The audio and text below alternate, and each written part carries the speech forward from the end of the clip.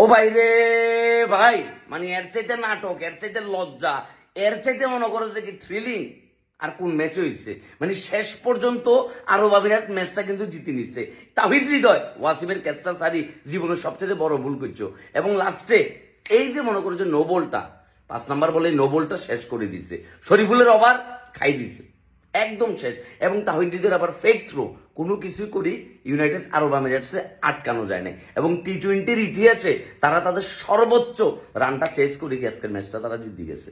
মানে এই ম্যাচে প্রত্যেকটা সিচুয়েশনে মনে হয়েছে এই বুঝি আমরা হারবো, আবার প্রত্যেকটা মোমেন্টে যে মনে হয়েছে হ্যাঁ আমরা বুঝি আসলে হারিয়ে দিতেছি। এবং ফাইনালি এটাই হয়েছে, এই যে লজ্জাজনক হার, এটা আমাদের মনে থাকবে যে আমাদের বলাররা 206 রানে টার্গেট দেওয়ার পরও আমাদের বলাররা ওই রানটাকে কোনোভাবে ডিফেন্ড করতে পারে নাই। শেষমেশ তারা ধরা খাইছে কার কাছে? ইউনাইটেড আরব এমিরেটসের কাছে। এই আরব আমিরাতের প্লেয়াররা যে লেভেলের কনফিডেন্স দেখাইছে এবং সর্বশেষ বল পর্যন্ত যেভাবে তারা আত্মবিশ্বাস নিয়ে ফাইট করে গেছে, তারা আসলে বাহবা পাওয়ার যোগ্য। আর আমরা যারা সুতিরিয়ারা, আমরা যারা বেহাইয়ারা রাত জাগে জাগে খেলাটা দেখছি রাতের 1টা পর্যন্ত, পুরা রাতটাই মাঠ হয়ে গেছে। মানে এটা একটা দারুণ লজ্জা আমাদের জন্য।